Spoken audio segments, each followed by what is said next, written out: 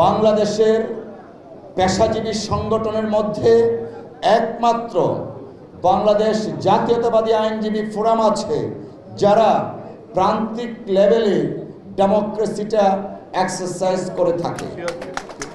আমি বারবার ডেমোক্রেসি বা গণতন্ত্র বলছি কেন?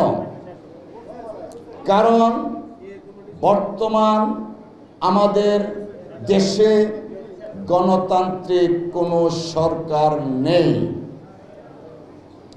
আমরা 2008 সালের সেই নির্বাচনের পর থেকে সারা বাংলাদেশের আবাল বৃদ্ধ বনিতা, বিভিন্ন রাজনৈতিক দল, পেশাজীবী সংগঠন সহ গণতন্ত্রের দাবিতে রাজপথে আন্দোলন সংগ্রাম করেছি।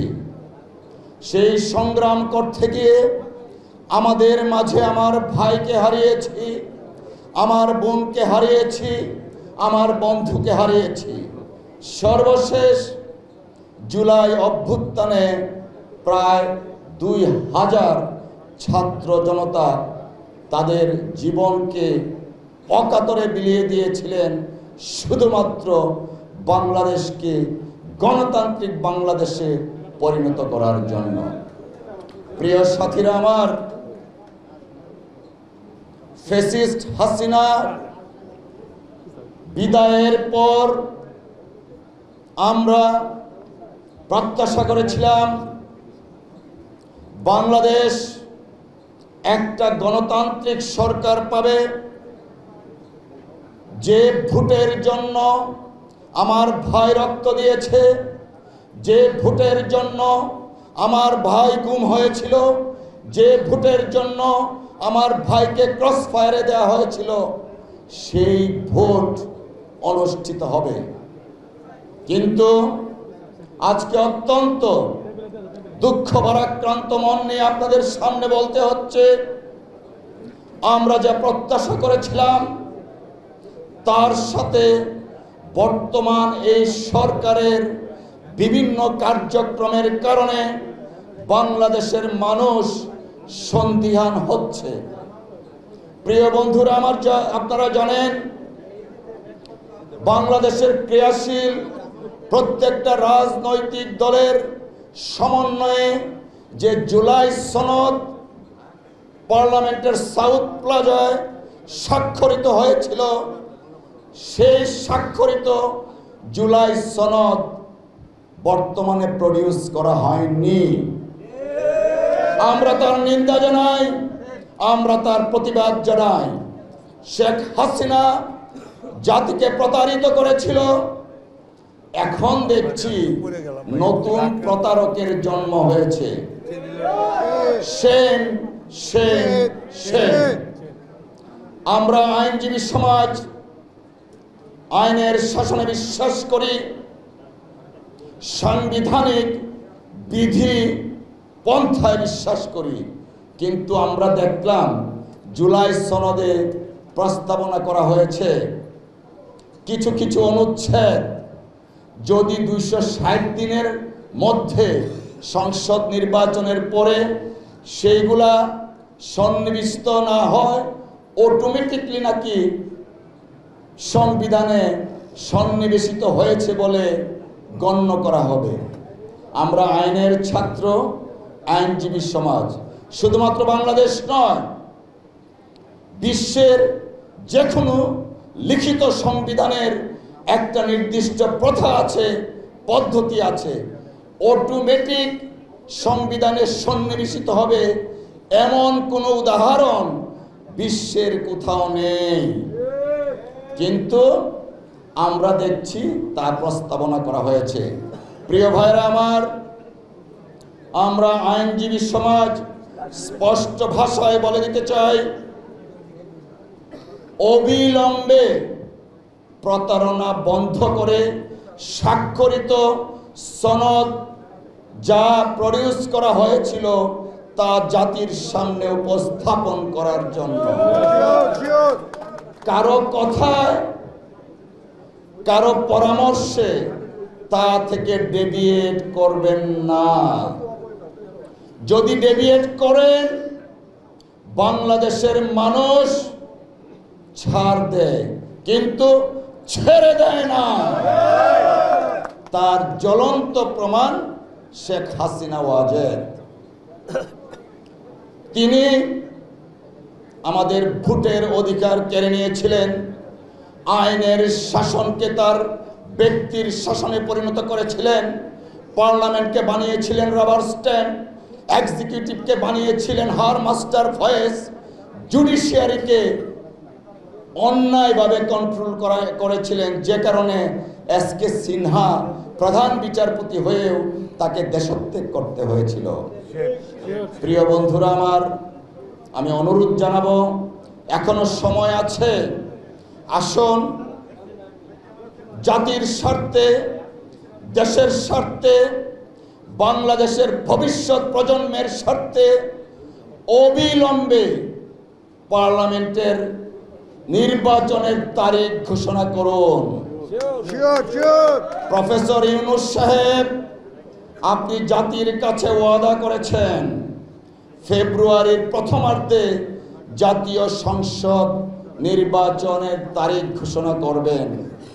আমরা আপনার সেই বক্তব্যে আশান্বিত হয়েছিলাম, কিন্তু এখন বাংলাদেশের ভাগ্যকাশে আবারও দুর্যোগের ঘনঘটা দেখতে পাচ্ছি।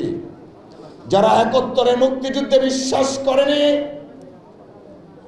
তাদের কথাই যদি আপনি নির্বাচনের তারিখ নিয়ে তাল বাহানা করেন, তাহলে 71-এর চেতনায়, 90-এর চেতনায়, সর্বশেষ জুলাই গণ অভ্যুত্থানের চেতনায় আইনজীবী সমাজ বাংলাদেশের আবাল বৃদ্ধ বনিতাকে নিয়ে টেকনাফ থেকে তেতুলিয়া, রূপসা থেকে পাথুরিয়া আন্দোলন সংগ্রামের মাধ্যমে জাতীয় সংসদ নির্বাচনের তারিখ ঘোষণা করতে বাধ্য করবেন।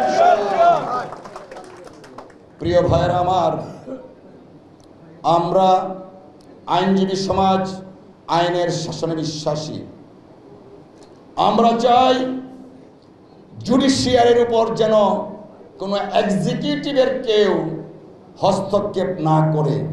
শেখ হাসিনা অনেক সময় জুডিশিয়ারিকে নিয়ে অনেক ধরনের তির্যক মন্তব্য করতেন, কিন্তু বর্তমানে এই সরকার বাংলাদেশের প্রতিটা রাজনৈতিক দলের সমর্থনে যারা এখন দায়িত্ব পালন করছেন, তাদের মধ্যে জুডিশিয়ারি সংক্রান্ত যিনি দায়িত্বে আছেন আইন উপদেষ্টা মহোদয় ডক্টর আসিফ নজরুল সাহেব, তিনি মাঝে মাঝে জুডিশিয়ারিকে নিয়ে বিভিন্ন বক্তব্য উপস্থাপন করেন, যা আইনজীবী সমাজ ভালোভাবে গ্রহণ করছেন না। আমরা ইতিপূর্বে বলেছি, আপনি একটা প্রিভিলেজ পজিশন হোল্ড করুন, সেই প্রিভিলেজ পজিশন থেকে প্রকাশ্যে পাবলিকলি মিডিয়াকে বলেন যে এইটা করেন, ওইটা তদন্ত করেন। That is not the position that you hold. You are not a politician.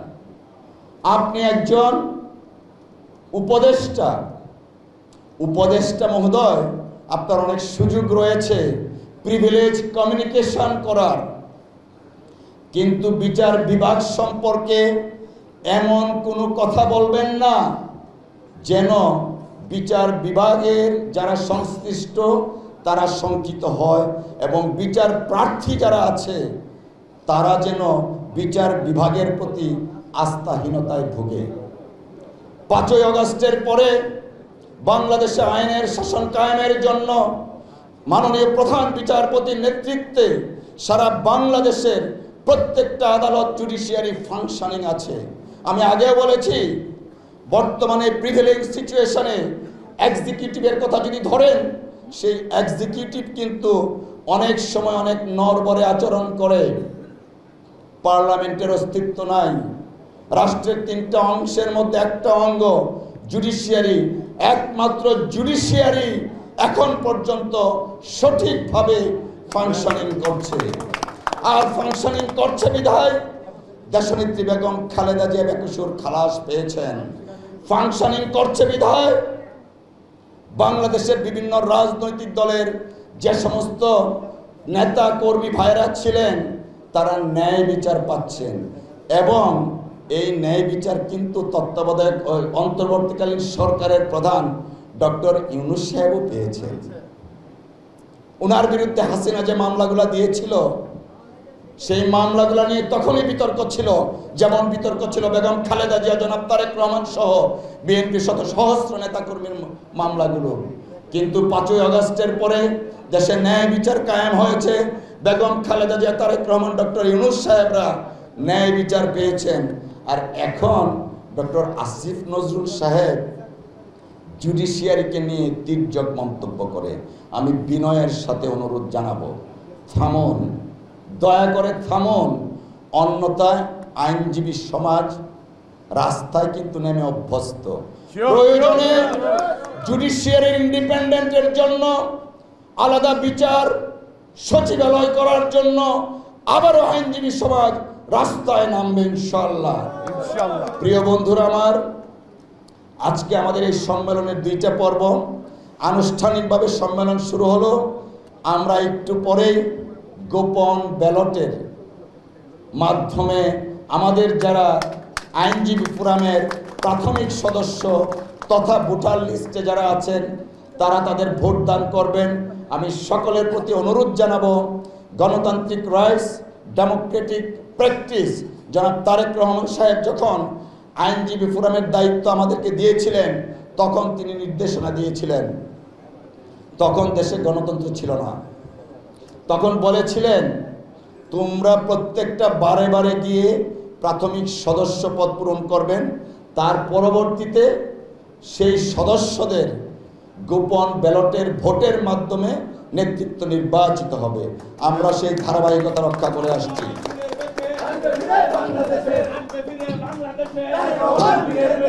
আজকে বন্ধুরা আমার, এই জুডিশিয়ারির জন্য আমাদের, আপনারা জানেন জনাব তারেক রহমান সাহেব ফ্যাসিস্ট হাসিনা যখন ক্ষমতায় ছিল, তখন 2023 সনের 11ই জুলাই রাষ্ট্র মেরামতের 31 দফা ঘোষণা করেছিলেন। সেই 31 দফার মধ্যে সুস্পষ্টভাবে উল্লেখ করা আছে, ইনশাআল্লাহ জনগণের দ্বারা নির্বাচিত হয়ে যদি বিএনপি দেশ পরিচালনার সুযোগ পান, তাহলে একটা জুডিশিয়াল কমিশন গঠন করা হবে। সেই কমিশনের সুপারিশের ভিত্তিতে যে জুডিশিয়ারি হাসিনা কন্ট্রোল করেছিল, সেই জুডিশিয়ারির স্বতন্ত্র সচিবালয় প্রতিষ্ঠা করা হবে।